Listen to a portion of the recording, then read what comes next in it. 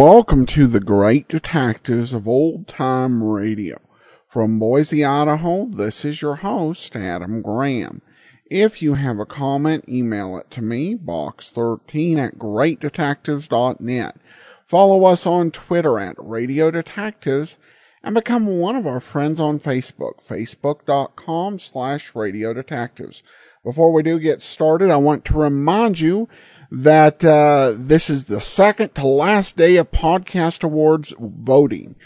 You can vote for us in the entertainment category at podcastawards.com today and tomorrow. Tomorrow is the last day, so I do encourage you to cast your votes. Podcastawards.com in the entertainment category for the Great Detectives of Old Time Radio. Also, I do want to let you know the program is brought to you in part by the financial support of our listener, and I want to thank Andy so much for his support. You can support the show on a one-time basis, support.greatdetectives.net, or you can become an ongoing Patreon supporter, patreon.greatdetectives.net.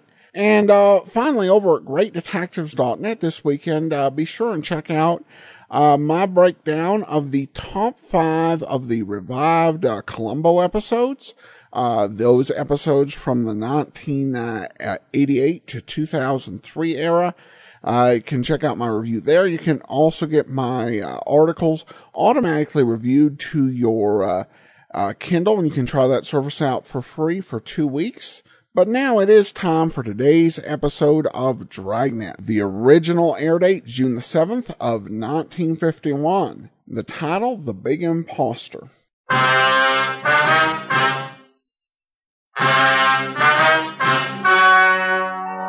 The story you're about to hear is true. Only the names have been changed to protect the innocent.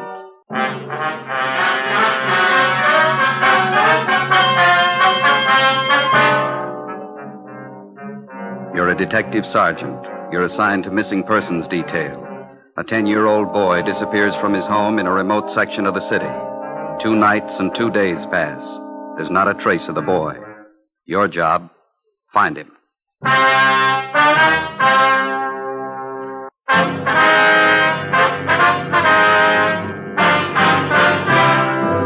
Dragnet, the documented drama of an actual crime. For the next 30 minutes, in cooperation with the Los Angeles Police Department, you will travel step by step on the side of the law through an actual case transcribed from official police files. From beginning to end, from crime to punishment, Dragnet is the story of your police force in action.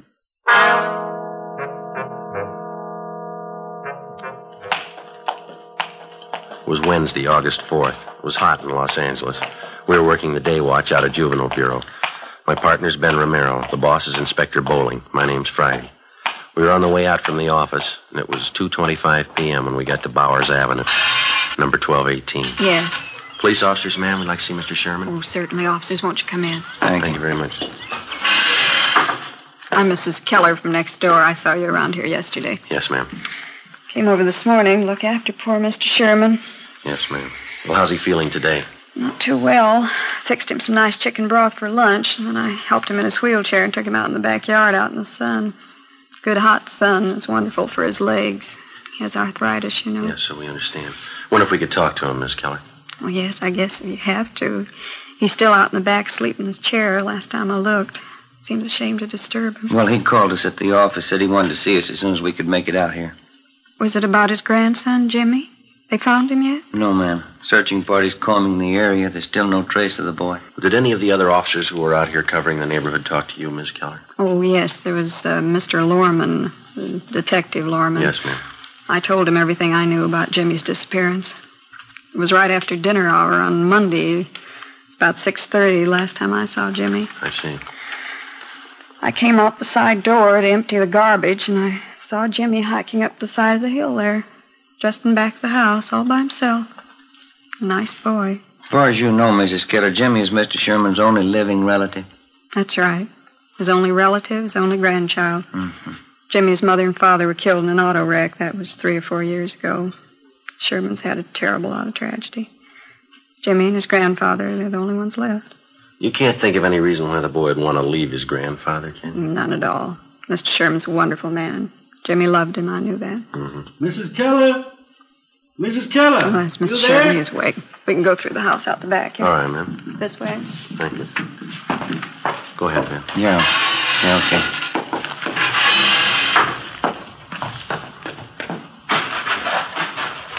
Visitors for you, Mr. Sherman. How are you feeling? All right, I suppose. Hello, Sergeant. How are you, Mr. Sherman? What about the boy? Have you found him yet? Well, nothing yet, Mr. Sherman. We've added more men to the searching party. We're doing everything we can. Gone 2 nights and 2 days. Tell me the truth, Sergeant. What's happened to the boy? Well, right now, we don't know any more about it than you do, sir, but that's no reason to give up hope. You told us yourself yesterday that Jimmy's been missing once before. It turned out all right that time. He wasn't gone for 2 nights and 2 days. Maybe you'll just say I'm old and I've got funny ideas, but I got a feeling, Sergeant, something's happened to Jimmy. Something's happened and I can't do anything about it. You just put those thoughts out of your head, Mr. Sherman. They're going to find Jimmy and it's going to be all right. Why don't you pull up those lawn chairs there, Sergeant? All right. I'm going to go in the house and fix some cold lemonade for you men. Well, thank you, ma'am. We got your phone message at the office, Mr. Sherman. Anything special you wanted to talk to us about? Yes, there was something.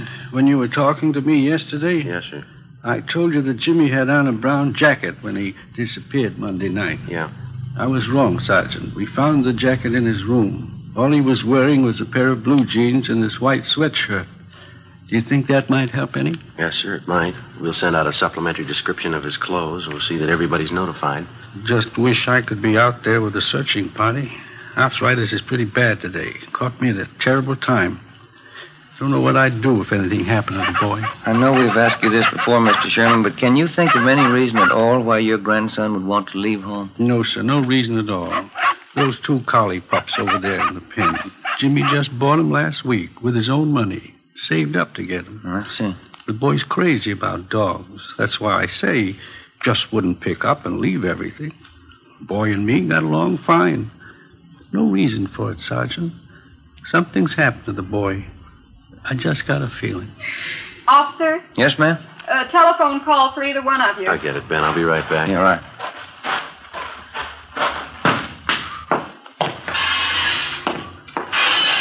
The man said it was your office calling. Thank you, Miss Keller. Where's the phone? Telephone straight back there in the hall. Thank you very much.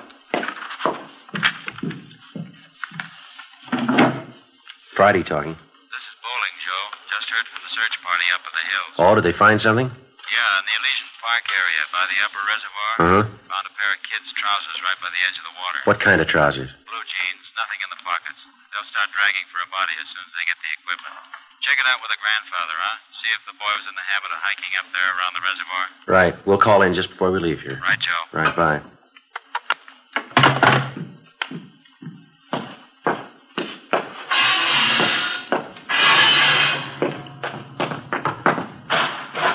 Well, there's your lemonade, Sergeant. Just poured it for you. Nice and cold. Thank you, ma'am. What was it, Sergeant? Something about the boy? Well, nothing definite, no, sir. Just a report on the search party. They're still up in the Elysian Park area. Oh, I see. Did your grandson Jimmy do much hiking in that neighborhood up there, Mr. Sherman? Yes, I think he did. Likes to hike up there around the reservoir. Why? The name on the 316 report, missing juvenile, read James Philip Sherman, WMA, 10 years old. He lived with his 68-year-old grandfather, Oscar Sherman, in a small cottage in a sparsely populated section of the city. Shortly after 6 p.m. on Monday, the boy went outside to play. When darkness fell and he failed to return home, his crippled grandfather went out to look for him. Half an hour later, the neighbors joined in the search. No sign of the boy. At 10 p.m., Juvenile Bureau was notified, and throughout the night, squads of men on foot and in cruiser cars canvassed the area. A local broadcast and an all-points bulletin was gotten out on the boy. Neither the grandfather or the neighbors could find any reason for his disappearance. After almost 48 hours of continuous searching, the only lead we had was the pair of trousers found on the edge of the upper reservoir in Elysian Park. They were shown to the grandfather, but he failed to give positive identification. Dragging operations at the reservoir began immediately. Meantime, Ben and I, together with Lorman and Lopez from Homicide, checked out every possible lead on the missing youngster. One of the tips came from a Frank Grady, an unemployed carpenter who lived 5 blocks from the Sherman home. I don't know how much this may be worth to you, Sergeant. I don't want to get anybody into trouble, but I figured this is a pretty important thing. Well, what is it you want to tell us, Mr. Grady? Well, as I say, I don't want to get anybody in any trouble, but Have you checked over everybody in this neighborhood? I think we've talked to just about everybody in the area, don't you, Joe? Well, either us or the man from Homicide. Why do you ask, Grady? Well, there's a guy who lives down the street there, right down the corner from this house. Old guy by the name of Gilby. Well, what about him? As I say, I don't want to cause any trouble, but maybe you ought to double-check him. One thing, he's an ex-convict, I know that. Another thing, he hates everybody in the neighborhood. Hates the kids, too. Wouldn't be surprised if he was your man. Why do you say that, Grady? Does he have any special reason for disliking the Sherman boy? Old man Gilby wouldn't need a reason. A real queer one. Say, I got a couple cans cold beer in the icebox, and I fix you fellas up. No, thank you very much. Just the same. What makes you think this Gilby had anything to do with the boy's disappearance, Mr. Grady? Well, number one, I saw old man Gilby out walking Monday night when the Sherman kid disappeared. Yeah? Saw him walking along the road up there. The same one that goes up by the reservoir. And I watched him. It was dark by the time he got back to his house. I'd check on him again if I were you. As far as you know, has Gilby ever been in trouble for bothering the kids in the neighborhood? Oh, Sergeant, he bothers everybody in the neighborhood. Real queer. Lives by himself, always complaining about something. Frankly, I think he's your man. I think he took that kid and he did something to him. Well, do you have anything at all to back up your opinion? You dig around. You'll find something on him. He's no good, and I'll bet on it. I've had a couple of run-ins with him myself. He just isn't any good, that's all. Well, all right, Grady. Thanks for the tip. We'll be sure and double-check on the man. You won't tell him where you got the tip, though, huh? Like I say, I've had run-ins with him before. It might cause trouble. No, he won't know where we got it. Thanks again. Okay, Sergeant. It's a pretty important thing. I didn't want to make anybody look bad, but the old man's just no good. Now, you understand that, don't you? Sure, Grady. We understand. As a matter of routine, we double-checked on Grady's neighbor, Mr. Harold Gilby. We found out that he had no jail record and that he had been at work on Monday from 3 to 11 p.m. He could have had no direct connection with the Sherman boy's disappearance, no more than Grady himself could have had. The so-called tip he'd offered us was like 100 other phony leads in 100 other cases. Spiteful, small-minded neighbors trying to use a tragic situation to work out their jealousies and prejudice on somebody that they didn't get along with in the neighborhood. The search continued. So did the hot weather. Friday, August 6th. No sign of the missing boy. The temperature climbed into the mid-90s. Dragging operations at the reservoir went on. Saturday, August 7th. More legwork. More hot weather. By noontime, Ben and I had run down the last lead we had on 10-year-old Jimmy Sherman. Went nowhere. 1 p.m., we headed back for the office to check with Inspector Bowling. These are the days when I wish I had a little swimming pool in my backyard. Sure be nice to go home to. Yeah, well, save your money. No, it doesn't cost so much. No, I read in a magazine where a fella built his own pool for $95.37. It can't be much of a pool, can it? Oh, yeah, it's good size. Of course, he did all his own labor. Had all his friends in to help out. He must have had a lot of friends, didn't he? Yeah, he did after he finished the pool. Friday, Ben? Hi. Oh, hi, Skipper. How'd you two make out? Anything? No luck at all. It makes it unanimous. Did you hear about the old man, the boy's grandfather? No, what happened? I guess the strain got too much for him. He collapsed. They're moving him to a hospital. Oh, that's too bad. Right. Our men still up there dragging that reservoir? Finished this morning. Nothing. Well, how about the search party? Nothing there either, I suppose. Huh? No, not a trace of the boy. It's a blind alley all the way around.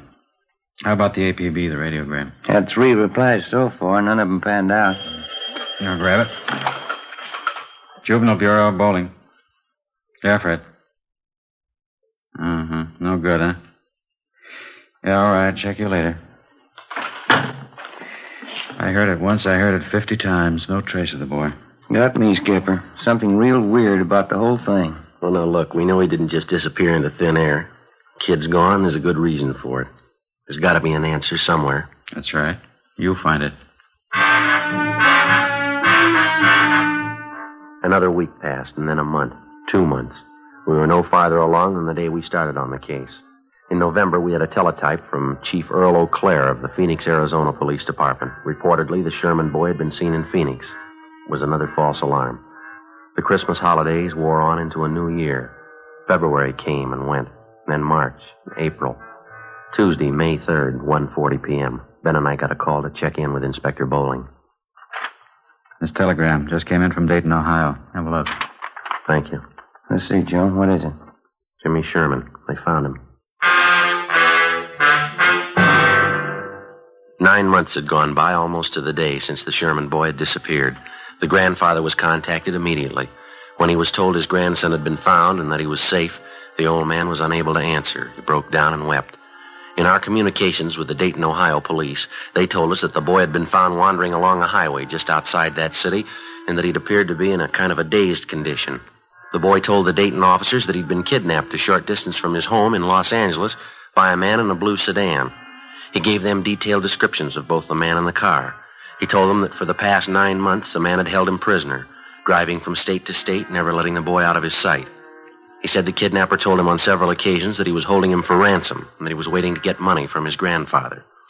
On May 8th, the youngster was returned to Los Angeles and reunited with his grandfather. On May 10th, we got a call from the grandfather that he wanted to talk to us. Ben and I drove out to see him. Come right in, officers. Glad to see you. How are you, sir? Hi, Mr. Sherman. Sorry to cause you all this trouble chasing you out here like this. Not at all, sir. What is it you want to see us about? Well, I'm not really sure about it, Sergeant. That's the whole thing of it. I don't know if it's me or what it is. Well, what's bothering you, Mr. Sherman? It's the boy, Jimmy. I don't know what to think. Well, how do you mean, sir? He's all right, isn't he? We saw him as we drove up, playing out in the backyard, and the doctor checked him over, didn't he? No, it's not that. The boy's healthy enough. Nothing wrong with him. Well, then what is it, sir? Maybe it sounds a little weird to you, but I'm just not sure. You're not sure of what? That boy out there, Sergeant. I'm not sure he's really my grandson.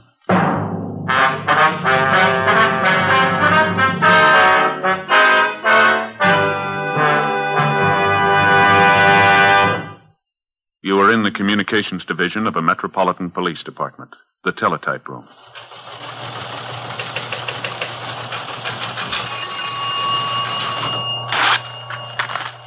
'43 LOS 52951, 12:03 p.m. APB, WMA 150, 5'6", dark hair, dark eyes, wearing gray suit, no hat. Suspect is wearing glasses. Heavy build, 22 years. Suspect is armed with blue steel revolver. Any information? Forward. You have just heard a teletype description of a suspect. This information will apply to many, but careful screening will eliminate all but one.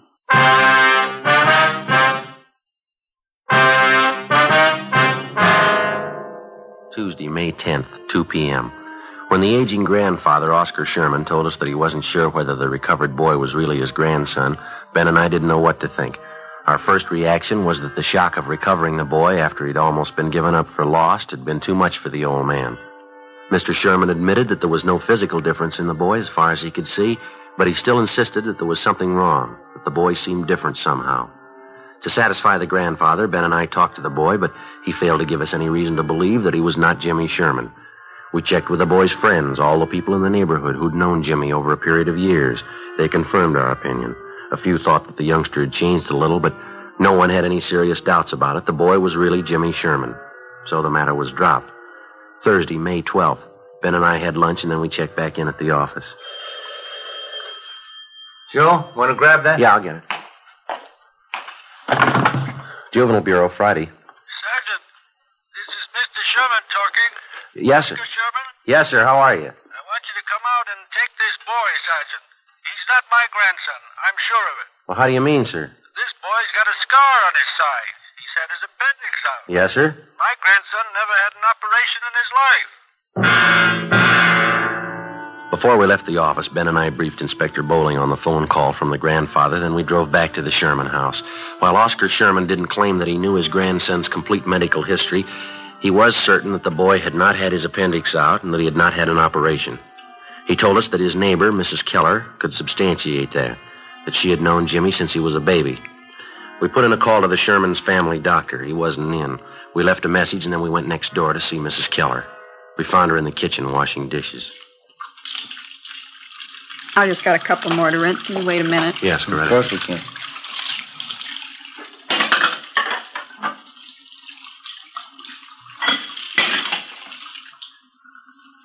No, to tell you the truth, Sergeant, I just don't know what to think about Mr. Sherman.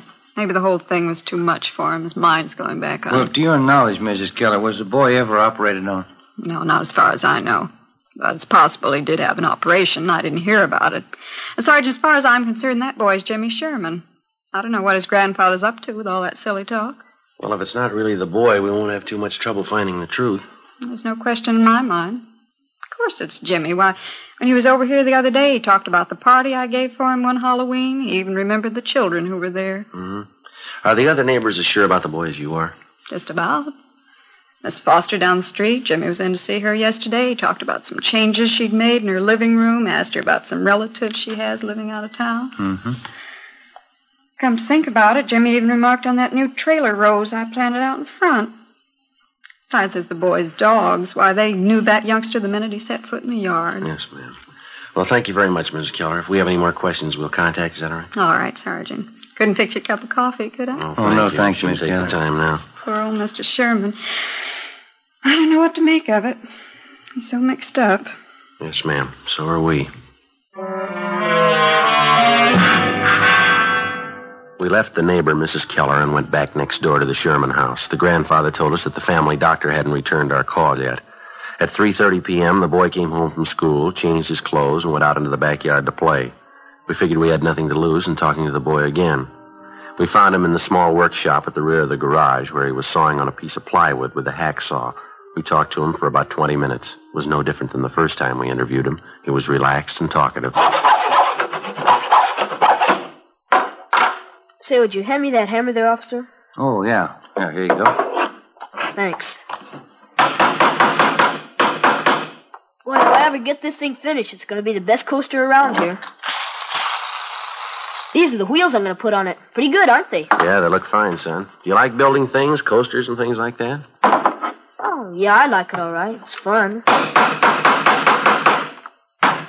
Your granddad says you've changed quite a bit since you got back, Jim. Says you didn't like working around the shop here before. Well, I guess I don't really. You know, once in a while I like to come out and fool around. Mm-hmm.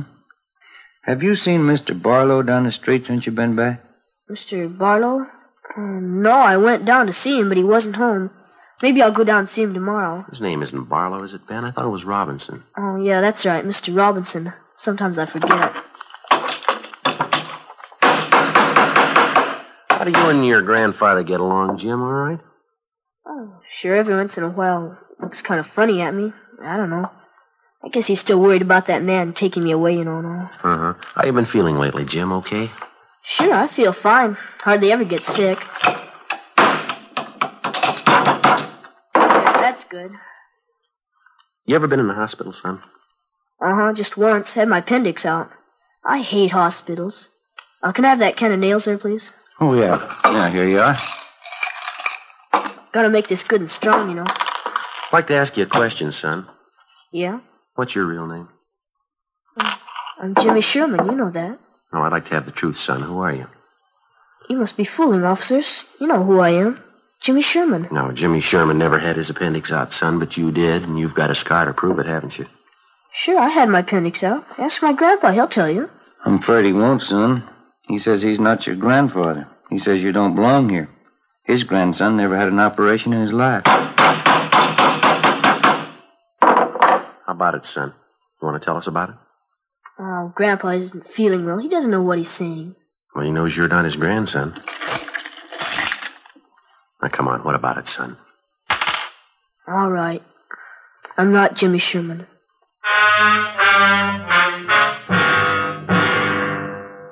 He told us his real name was Donald Rush.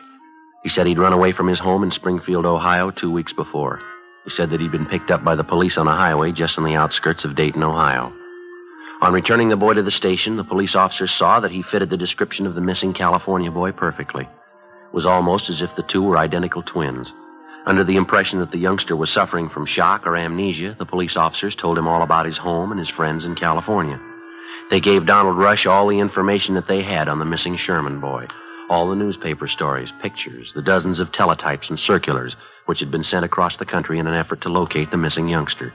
On his way out to California on the train, the Rush boy was given dozens of newspapers to read, which contained thousands of words concerning the disappearance of Jimmy Sherman. So, by the time he got to Los Angeles, Donald Rush knew everything he had to know about the boy he was impersonating. We questioned the Ohio youngster further. Besides an exceptionally high IQ, he admitted to having an almost photographic memory. We took him in the house to face the grandfather of the boy that he'd been impersonating, the boy who was still missing. Mr. Sherman, Yes, Sergeant. Sit down, won't you? The boy here has a confession for you. He wants to tell you himself. I think I know. I was right all along, wasn't I, Sergeant? I didn't mean anything by it, mister. I just thought it'd be fun to make out like I was somebody else for a while. You wouldn't know the difference, would you, Sergeant? No, sir. I'm afraid I wouldn't. That picture over there on the mantel and the boy here, they look exactly alike to me. There's only one thing I'd like to know, son. Yeah? Why'd you do it? Why'd you try and fool me? Oh, I don't know, mister. I ran away from home, and the cops picked me up near Dayton. They thought my name was Jimmy Sherman. They said I was a missing kid from California. Why didn't you straighten them out right then, son? I was kind of afraid, and if I told them what my real name was, they would have sent me back home. So I just let them think I was really Jimmy Sherman. And they seemed to be pretty sure I was. How long did you think you could keep it up, son, pretending you were somebody else? I don't know. Guess I never thought much about that. I got here, and everybody was nice to me. I just didn't think about anybody finding out. Honest, mister, I didn't mean to do anything wrong. I didn't mean to hurt anybody. And you never saw my grandson? You never saw Jimmy? No, sir.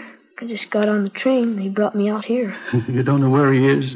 You don't know how he is? All right, try to take it easy, Mr. Sherman. Why would you do it, boy? You're a stranger.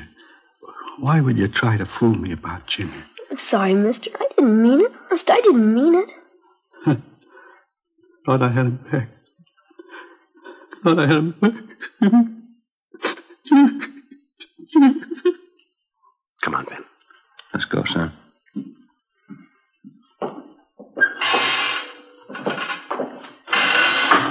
I didn't want to make him cry like that, Sergeant. Honest, I'm sorry.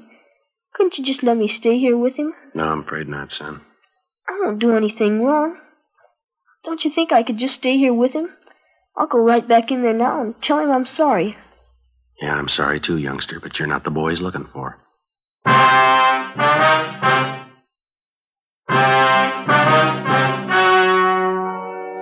The story you have just heard was true. Only the names were changed to protect the innocent. On Wednesday, May 20th, a meeting was held at the Juvenile Bureau, City and County of Los Angeles, State of California. In a moment, the results of that meeting.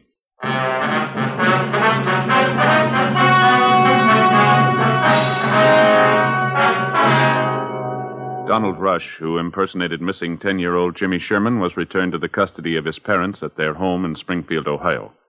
4 months later, the body of Jimmy Sherman was discovered buried on a farm on the outskirts of Riverside, California.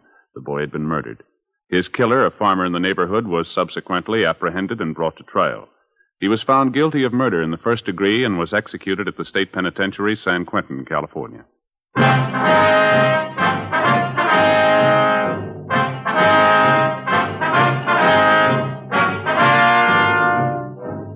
You have just heard Dragnet, a series of authentic cases from official files. Technical advice comes from the Office of Chief of Police W.H. Parker, Los Angeles Police Department. Stay tuned for Counter Spy, next over most NBC stations.